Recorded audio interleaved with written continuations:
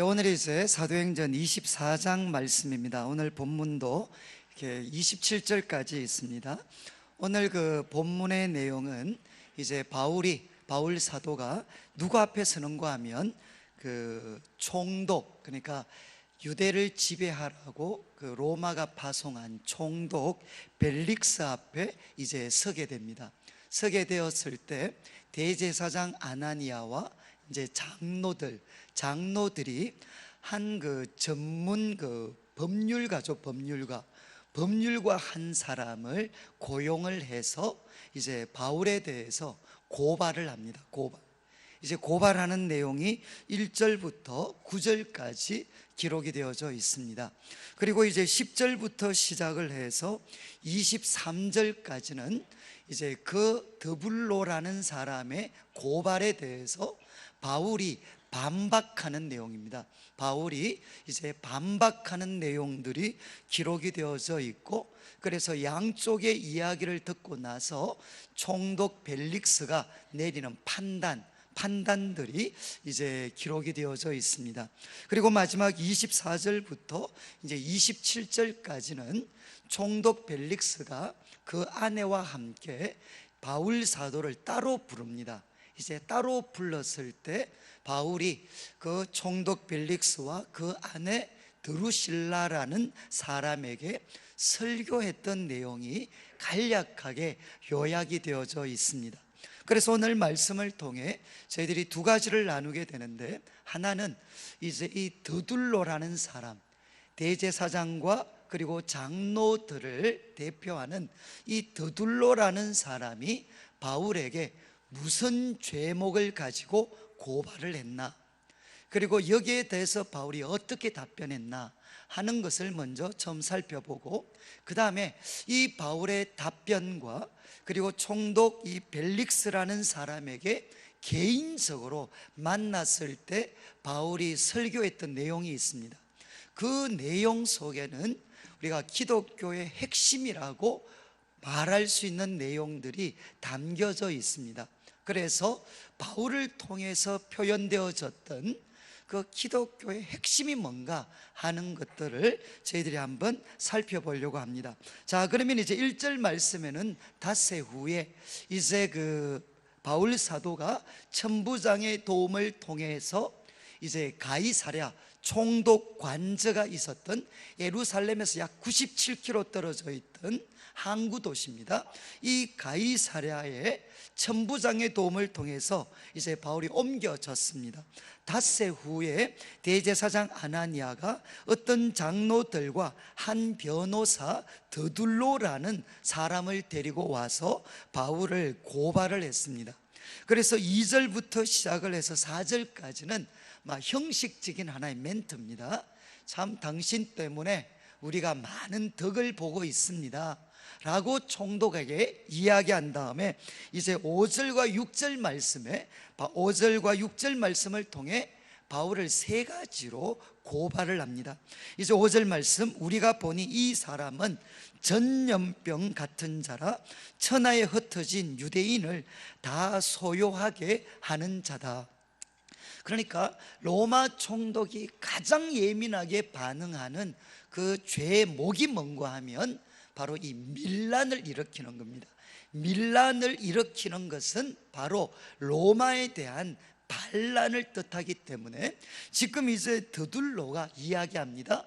이 바울이라는 사람은 전염병 같은 사람이어서 가는 곳곳마다 천하에 흩어진 유대인들을 다 소요하게 만드는 아주 위험한 정치범이라는 겁니다.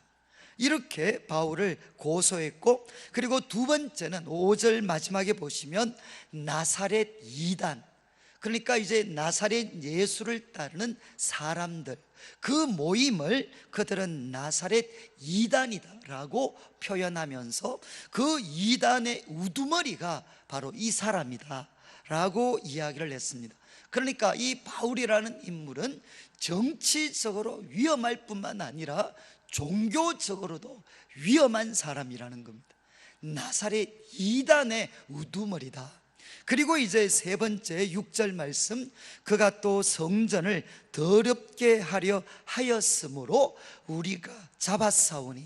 세 번째 제목은 뭔가 하면 바울이라는 사람이 우리가 가장 귀하게 생각하는 성전을 더럽혔다는 것입니다.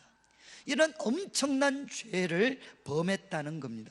그래서 우리가 잡았는데 8절 말씀, 당신이 친히 그를 신문해 보시면, 이제 이 세 가지 죄목에 대해서 총독 당신이 직접 신문해 보시면 우리가 고발하는 모든 일이 사실이다 라는 것을 알 수 있을 거다, 이렇게 드둘로가 이야기를 했습니다. 그때 9절 말씀, 유대인들도 이에 참가하여 이 말이 옳다, 같이 갔던 사람들도 맞습니다, 그 말이 옳습니다, 이렇게 동참을 해 주었다는 겁니다. 자, 이제 드둘로가 총독에게 바울을 세 가지 제목으로 고소를 했습니다. 첫 번째는 밀란을 일으키는, 소요를 일으키는 위험한 정치범이다. 그리고 두 번째는 나사렛 이단의 우두머리다, 종교적으로 위험한 인물이다. 그리고 세 번째는 성전을 더럽혔다, 이렇게 이제 고발을 했습니다. 10절부터는 바울의 이제 반박입니다. 반박이고 변명인데 10절부터 시작을 해서 13절까지 말씀은 첫 번째 죄목, 그러니까 밀란, 사람들을 소요하게 만드는 정치범이다 라는 그 죄목에 대해서 반박을 하는 내용입니다. 14절은 이제 바울이, 역시 형식적인 이야기입니다. 나도 여러 해 전부터 당신이 이 민족의 재판장 된 거 내가 압니다. 그리고 내 사건에 대해서 내가 이제 기꺼이 변명하겠다는 겁니다. 그러면서 11절을 보시면, 당신이 아실 수 있는 바와 같이 내가 예루살렘에 예배하러 올라간 지, 그러니까 바울이 외국에 있다가 예루살렘에 왔는데 예루살렘에 온 지가 며칠밖에 안 되었느냐? 12일밖에 안 되었다는 겁니다. 예루살렘에 예배하러 온 지가 12일밖에 되지 않았다.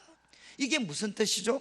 1절 말씀에 닷새 후라고 이야기했으니까 바울은 가이사랴에 5일을 있었습니다.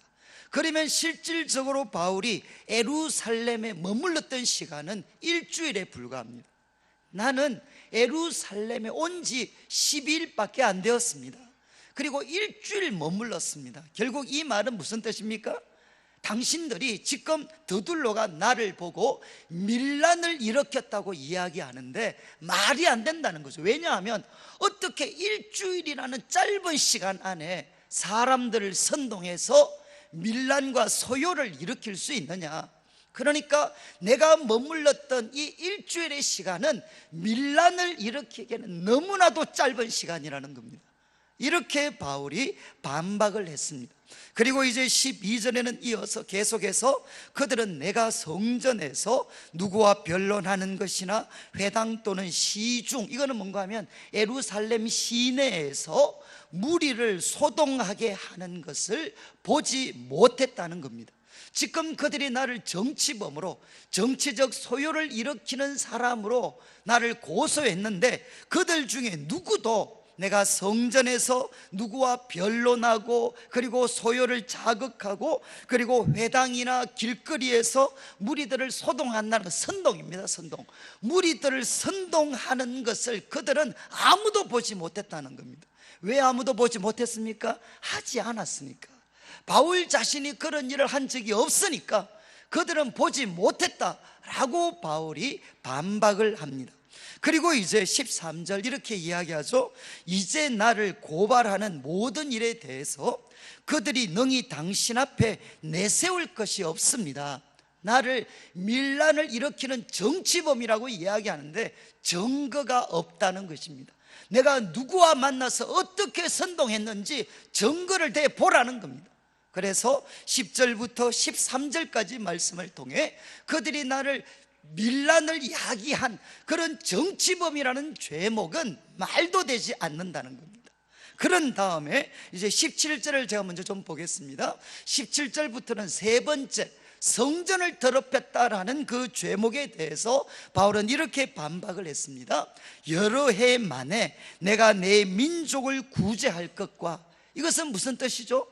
내가 예루살렘에 여러 해 만에 왔는데, 외국에서 왔는데 목적이 뭐냐? 밀란을 일으키려고 온 것이 아니라 바로 내 동족을 구제하기 위해서, 내 동족에게 정말 모금했던 그 헌금을 전달하기 위해서 왔다는 겁니다. 그런 나에게 성전을 더럽혔다라는 것은 터무니가 없다는 거죠. 그리고 더 나아가서 바울은 그 어떤 잡혔을 때, 성전에 잡혔을 때 무엇하고 있었나? 재물을 가지고 와서 드리고 있었다는 겁니다. 그리고 결례를 행하고 있었다는 겁니다. 이것은 이미 살폈던 것처럼 바울이 야고보의 제안을 받아들여서 서원을 했던 사람들이 있는데 바로 그들과 동참해서 결례를 행하는 일에 함께 동참을 했습니다. 그래서 그때 내가 하고 있었던 일은 성전을 더럽혔던 게 아니고 율법이 정한 대로 나는 결례를 행하고 거기에 걸맞는 제물을 드리고 있었다는 겁니다. 그런데 이제 18절을 보시면 결례를 행하였는데 그때 나는 모임도 없었고 소동도 없이 성전에 있는 것을 그들이 보았다는 겁니다. 그러니까 그 사람들이 뭘 봤느냐? 내가 결례를 행하고 있는 동안 어느 누구와도 모이지 않았고 어떤 사람도 소동한 일이 없다는 거, 그들이 눈으로 봤다는 겁니다.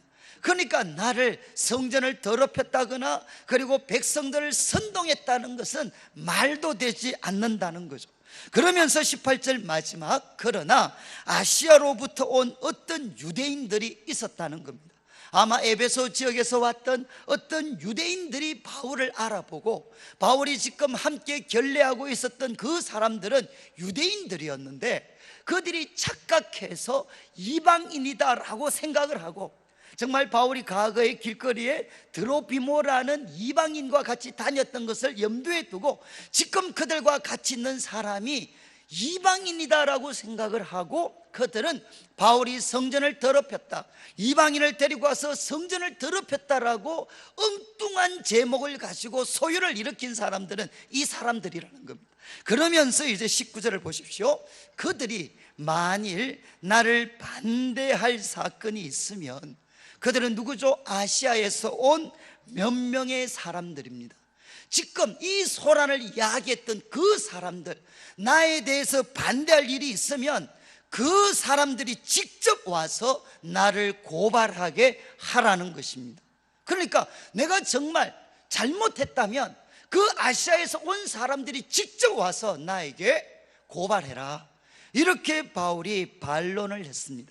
그런 다음 20절, 그렇지 않으면, 그렇게 못할 것 같으면 지금 당신들이 나를 고발한 것은 내가 공회 앞에서 내가 말했던 내용을 가지고 트집을 잡아서 당신들이 고발할 수 있는데, 내가 공회에서 무엇을 했느냐? 21절을 보십시오. 20절, 그렇지 않으면 이 사람들이 내가 공회 앞에 섰을 때 무슨 옳지 않은 것을 보았는가 말하라.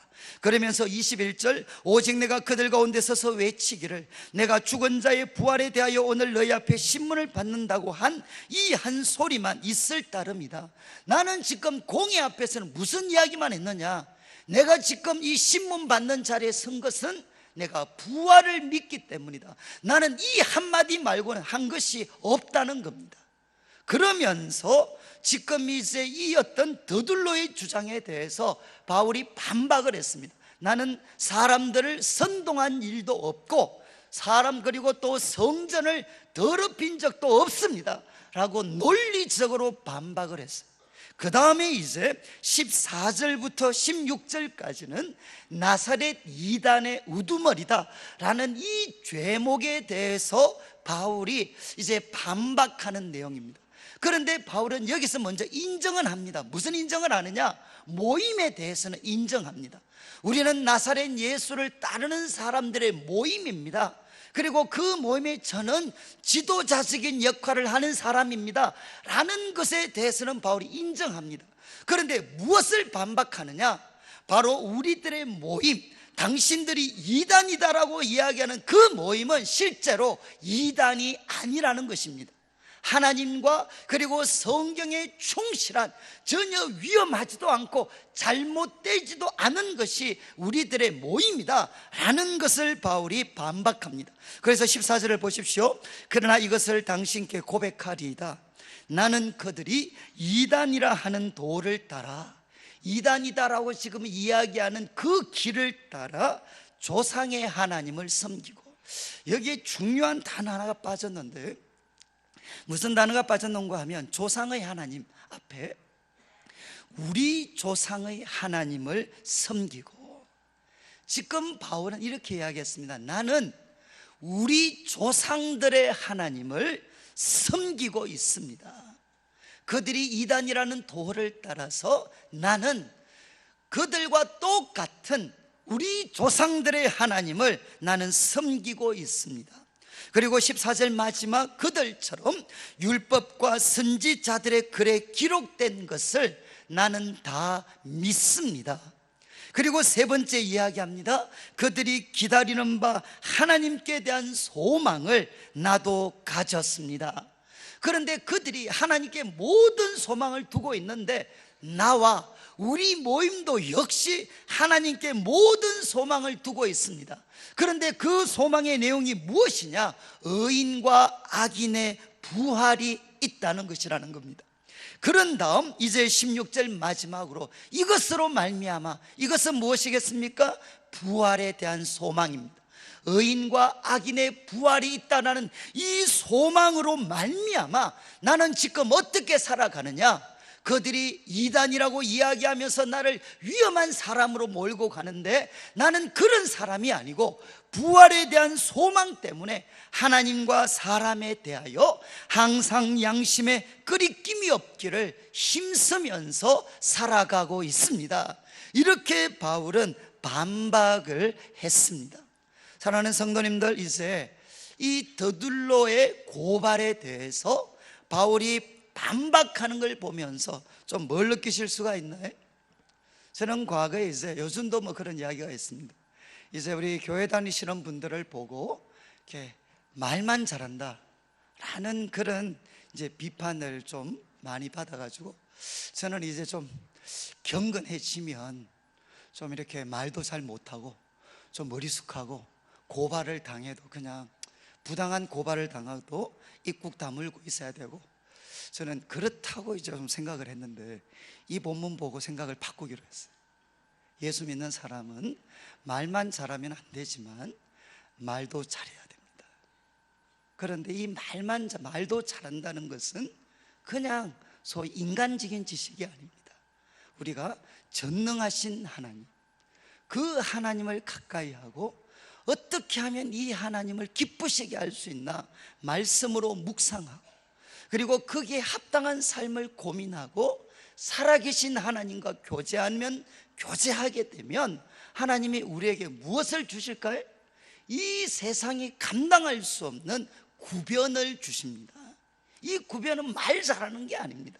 하나님을 대적하는, 그리고 주님의 몸된 교회와 그분의 영광을 뭔가 훼손시키려고 하는 사람들을 논리적으로 우리는 압도할 수 있는 힘을 가져야 됩니다. 바울은 어쩌면 그 당시 유대 사회에서 가장 탁월한 그런 법률가였겠죠. 더둘로라는 사람, 대제사장이 고용한 사람이니까. 그런데 그 사람의 고발 내용을 뭐 한마디로 그냥 박살을 내버렸어요. 그런데 제가 이제 이 말씀을 묵상하면서 제일 제가 좀 충격을 받은 것은, 제가 오늘 제목이 이제 기독교의 핵심이라고 말씀을 드렸습니다. 지금 바울이 이렇게 자신을 변론하면서 이야기했습니다.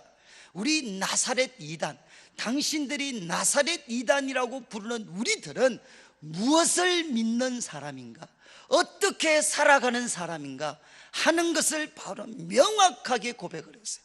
우리는 누구냐? 살아계신 하나님을 믿습니다. 성경에 기록된 살아계신 하나님을 우리는 믿습니다.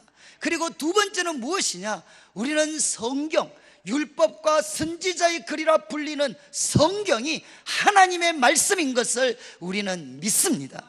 그런데 이제 제가 참 충격을 받은 것은 세 번째입니다. 세 번째, 바울이 이야기합니다.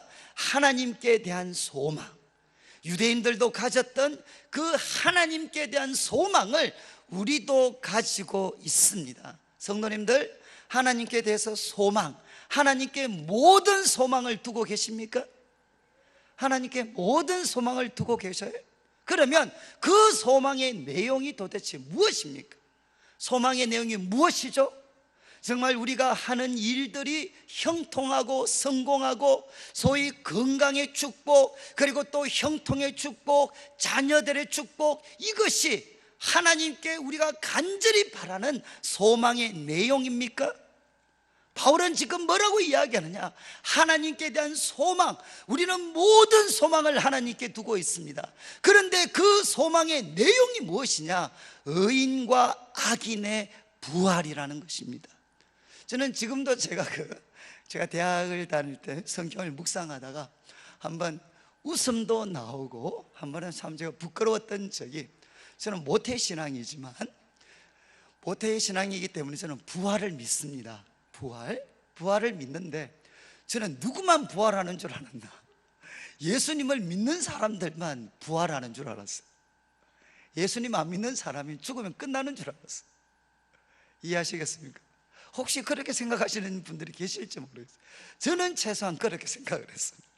그런데 성경을 보니까 의인의 부활뿐만 아니라 악인의 부활이 있더라고요. 악인의 부활. 여러분 성경은 이야기하잖아요. 한 번 죽는 것은 사람에게 정한 것입니다. 그러나 그 후에 무엇이 있습니까? 죽음은 끝이 아닙니다. 많은 사람들이 죽으면 끝이지라고 이야기하지만 성경은 죽음이 끝이 아닙니다. 죽음 이후에 무엇이 있습니까? 심판이 있습니다. 그래서 제가 참 나쁜 사람인데, 제가 하도 이렇게 좀 고등학교, 대학 다닐 때까지는 이 돈이 없어가지고 제가 좀 서름을 좀 받았던 적이 있어요. 그러니까 마음이 좀, 그래서 예수님도 잘 안 믿으면서 부자로 이렇게 살아가고 잘난 척하는 사람들을 보면 속으로 빨리 안 망하나 이런 기도를 했는데 하나님 응답을 잘 안 해주시더라고요. 그래도 제가 막 속이 뒤틀려 있습니다. 이 말씀 보면 너무너무 위로를 받았어요. 언제? 하나님 지금 안 해주셔도 됩니다. 하나님, 저 사람이 죽었다가 부활하는 날 그때 보겠습니다. 가능하면 이 땅에서 회개할 수 있도록 도와주십시오. 여러분 잘 한번 생각해 보시면 좋겠는데, 성경이 가르치는 가장 무섭고도 엄숙한 진리의 말씀이 뭐냐? 여러분, 의인의 부활만 있는 게 아닙니다.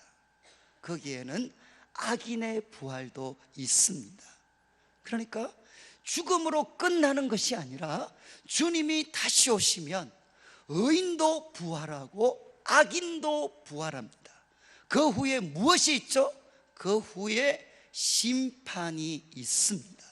이것이 바로 바울은 뭐라고 이야기했느냐? 하나님께 대한 우리의 소망이다 라고 고백을 하고 있습니다. 성도님들, 제가 묻고 싶은데, 의인의 부활, 악인의 부활이 있습니다. 이것이 우리 성도님들에게 소망이 되십니까? 아니면 두려움이 되십니까? 어떠신 것 같습니까? 의인의 부활뿐만 아니라 악인의 부활이 있습니다. 여러분, 이것이 정말 소망이 되시나요? 아니면 이것이 두려움의 내용이 됩니까? 바울은 이야기를 했습니다. 그런데 이 소망 때문에 바울은 뭐라고 이야기했느냐? 16절 말씀, 이 말씀은 너무 유명한 말씀입니다. 우리 암송 구절에도 포함되어 있는데, 이것으로 말미암아 이 부활에 대한 소망 때문에, 그리고 그 후에 심판이 있다는 이 소망 때문에 나도 하나님과 사람에 대하여 항상 양심에 끄리낌이 없기를 힘쓰나이다. 여러분, 바울이 양심에 끄리낌이 없기를 항상, 그것도 하나님과 사람 앞에서 항상 힘쓰게 되었던 이유가 뭐냐? 그것은 악인과 의인의 부활이 있고, 그리고 심판이 있기 때문에 바울은 어떻게 했느냐? 항상 하나님과 사람 앞에서 양심에 끄리낌이 없는 삶을 그는 살았다라고 고백을 했습니다. 그런데 이제 더 놀라운 것은 24절부터는 이제 벨릭스가 판결을 보류합니다.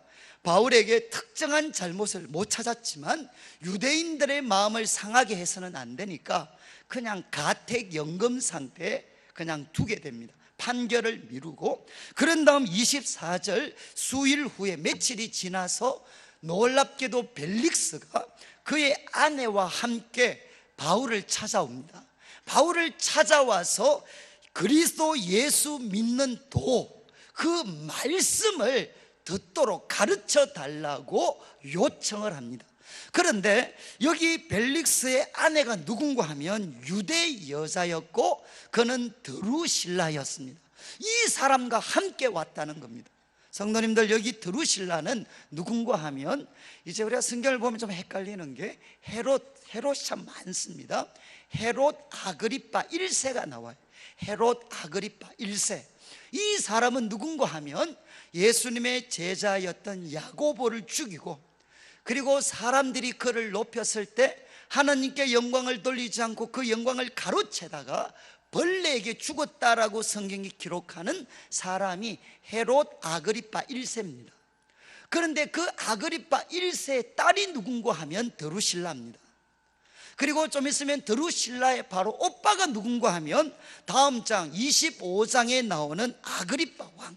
이 아그리파 왕은 2세입니다. 헤롯 아그리파 2세인데 그 헤롯 아그리파 왕 그 2세의 여동생이 누군가 하면 드루실라입니다. 이해하시겠습니까? 공주였죠, 공주. 그리고 지금 왕의 여동생이었어요. 그런데 그가 어떻게 로마 총독의 부인이 되었느냐? 이 벨릭스가 악당입니다. 사실은 백성들이 일으켰던 밀란을 무자비하게 진압을 하고, 그리고 개인적으로는 이 드루실라가 다른 사람과 결혼을 했습니다. 그런데 벨릭스가 정치적 야망과 또 드루실라가 아주 미인이었겠죠. 그래서 간산 속임수를 사용해서 이혼을 시키고 자기 아내로 만든 사람입니다. 그런데 드루실라는 벨릭스에게 세 번째 여자였어요. 그러니까 이 어떤 벨릭스가 어떤 사람인 줄 알겠죠. 그리고 이 드루실라는 아마 복음에 대해서 관심을 가졌던 것 같아요. 그래서 드루실라의 아마 부탁에 의해서 이제 벨릭스와 드루실라는 바울을 개인적으로 모시고 말씀을 듣습니다. 자, 그런데 한번 생각해 보십시오. 제가 지금 바울이라고 생각하면 두 사람이 앉아 있는데 이 두 사람은 내 미래, 내가 풀려날 건가 말 건가 열쇠를 갖고 있는 사람입니다. 두 사람이 앉아 있어요, 총독이. 그러면 제가 어떤 설교를 좀 할 것 같습니까? 어떤 설교를 해야 될 것 같습니까? 지혜롭다면 좋은 말 해주는 게 좋잖아요. 앞으로 당신 미래는, 내가 제 기도하면서 봤는데 탄탄대로입니다. 그냥 로마 궁전까지 쫙 탄탄대로가 열려져 있습니다. 예를 들면 이런 이야기부터 시작해서 온갖 좋은 말 다 해가지고 가능하면 저에게 좋은 결과가 미치도록 만들어야 되잖아요. 그런데 바울은 드루실라 그리고 벨릭스 총독에게 뭐라고 설교했느냐? 25절을 보십시오. 바울이 바로 그에게 설교를 했는데 설교했던 전문은 기록이 되지 않고 세 가지의 단어로 그의 설교를 요약을 했습니다. 저는 이 세 가지 단어가 결국 뭐냐? 기독교의 핵심입니다. 복음의 핵심입니다. 지금 바울은 지금 벨릭스에게 뭐라고 이야기하는 세 가지 단어를 설명해 줬어요. 첫 번째는 의, 그리고 두 번째는 절제, 그리고 세 번째는 장차 오는 심판. 이 심판을 그에게 설명해 줬다는 것입니다.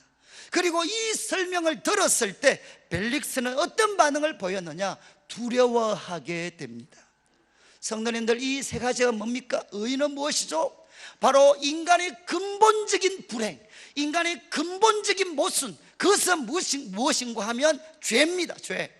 그런데 이 죄, 절망적인 죄인이 하나님으로부터 의롭다 하심을 받을 수 있는 길을 하나님은 예수님 통해서 열어주셨습니다.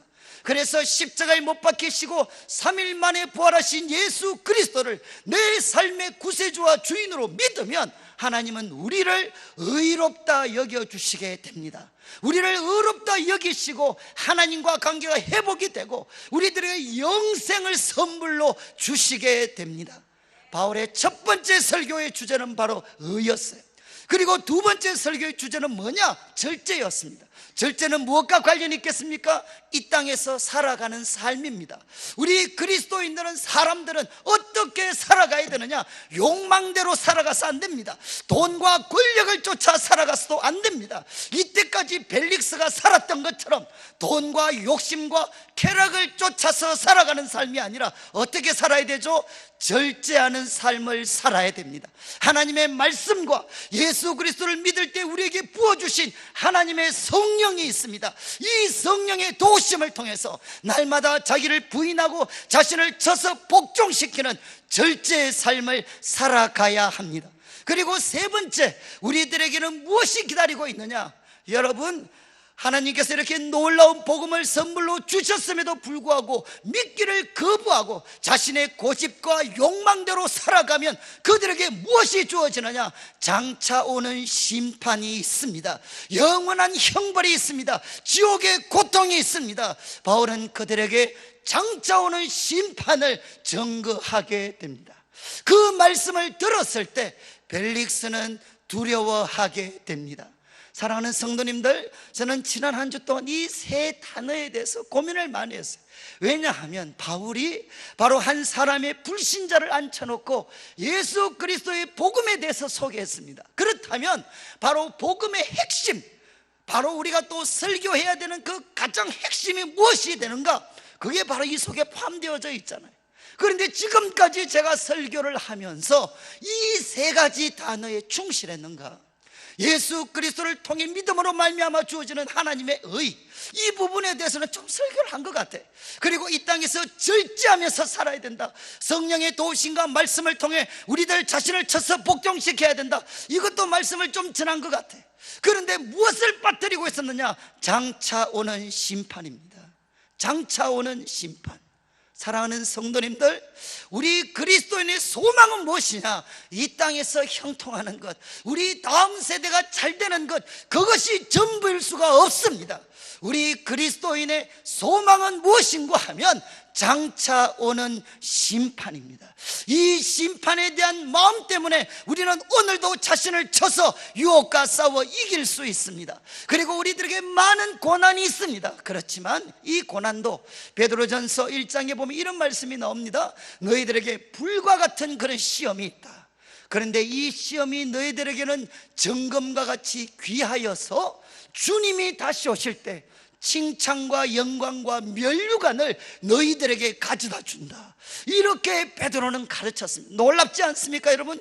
이 땅의 모든 소망을 둔다면 그런 가르침을 할 수가 없어요. 그런데 베드로는 이야기합니다. 이 땅에서 불같은 시험을 만나더라도 이것은 무엇이 되느냐? 예수님이 다시 오실 때 우리에게 칭찬과 영광과 존귀를 가져다 주는 놀라운 기회가 된다 라고 베드로가 가르쳤어요. 여러분, 장차 오는 심판에 대한 꿈과 비전이 없으면 어떻게 이런 말씀을 할 수가 있겠습니까? 제가 이제 지난주에 한 2주 전에 우리 큰애가 이제 군대를 갔어요. 군대를 갔는데 우리 성도님들 중에 저한테 이제 또 전화 집사람한테 위로하신다고 문자를 보냈는데 가장 상처가 되면서도 위로가 됐던 게 이런 문자가 왔어요. 목사님, 이제 목사님의 한을 풀어드려서. 자기 무슨 말인가 싶었더니 제가 이제 방위를 갔다 왔으니까 이제 목사님의 한을 아들이 풀어줘서 정말 기쁘겠습니다, 뭐 이런 내용에 좀 약간의 시험이 되려고 했는데 이제 그런 내용이 왔어요. 그런데 우리가 그런 말을, 제가 사실 뭐 가끔 저는 이제 제가 설교 중에 군대 이야기를 못해. 제가 청년부 할 때도 군대 뭐 이렇게 설교 좀 하려고 그러면 우리 특히 해병대나 갔다 온 애들이 뒤에서 이야기합니다. 방위는 교회에서 잠잠하라 뭐 이러면서 이제 피켓 들고 애들이 설쳐요. 그래서 저는 방위에 대해서는 뭐 이런 군대에 대한 설교를 못합니다. 근데 이제 그 이유가 뭐겠습니까? 고생을 안 해봤거든요. 저는 밤에 내무반에서 어떤 일이 일어나는지 모릅니다. 저는 5시에 퇴근을 했습니다. 몰라요. 그러니까 저는 그냥 모든 이야기가 새롭고 신선합니다. 제가 왜 말씀을 드리느냐? 여러분, 천국 가도 똑같습니다. 천국 가면 누가 힘을 못 쓸까요? 이 땅에서 좋은 것만 누리고 고생 안 해본 사람은 천국 가면 방위가 될 가능성이 많습니다. 성도님들, 우리들에게 이 땅에서 모든 환난을 견딜 수 있는 힘은 잘 될 것이다 라는 소망이 환난을 견디게 해주는 거 아닙니다. 주님 앞에 섭니다. 우리에게는 영원히 있습니다. 그때 우리가 이 땅에서 아무것도 누리지 못하면서도 주님에 대한 한 가지 사랑 때문에 끝까지 참고 인내했던 게 주님 다시 오시는 날 우리에게 칭찬과 영광과 존귀를 가져다 줍니다. 성도님들, 오늘날 기독교가 사람들로부터 천박하다는 비판을 받아요. 왜? 모든 소망, 하나님께 대한 소망을 이 땅에서의 형통과 성공으로 바꿔버렸기 때문에 여러분, 기독교가 너무나도 천박해졌어요. 우리 그리스도인의 삶이 너무나도 가벼워지고 천박해졌습니다. 다시 한번 우리들의 삶이 영생을 소유한 예수 그리스도의 사람답게 살아가려면 다시금 무엇이 회복되어져야 되느냐? 우리의 소망은 장차 오는 심판에 있습니다. 여러분, 그 꿈과 그 비전이 오늘 우리를 유혹에서 지켜줄 뿐만 아니라 어떤 불같은 시험에서도 바로 이 시험과 고난이 주님 앞에 섰을 때 나에게 칭찬과 영광과 존귀를 가져다 줄 것이기 때문에 너무나도 확실한 영혼에 대한 소망이기 때문에 우리는 기꺼이 인내할 수가 있습니다. 여러분, 이런 소망을, 이런 말씀을 받았지만 벨릭스는 어떻게 했습니까? 결국 거부합니다. 돈 때문에 거부합니다. 돈 좀 더 받을까? 거부합니다. 그리고 또 내가 이 바울 풀어주면 사람들이 나를 싫어할까? 사람에 대한 마음 때문에 거부합니다. 그리고 그 마음속에 여전히 꿈틀거리고 있는 욕망 때문에 예수 그리스도의 복음을 사도 바울을 통해 들었지만 그는 거부합니다. 그의 끝은 어떻겠습니까? 주님을 만나지 못했고 그는 영원한 심판에 떨어지게 되었습니다. 저는 오늘 말씀을 마무리하면서 예수 그리스도의 복음, 기독교의 핵심은 무엇이냐? 예수님 믿어서 의롭다 하심을 받는 것입니다. 성령의 충만함과 하나님 말씀에 사로잡혀서 우리는 이 하루하루를 절제하며 살아갑니다.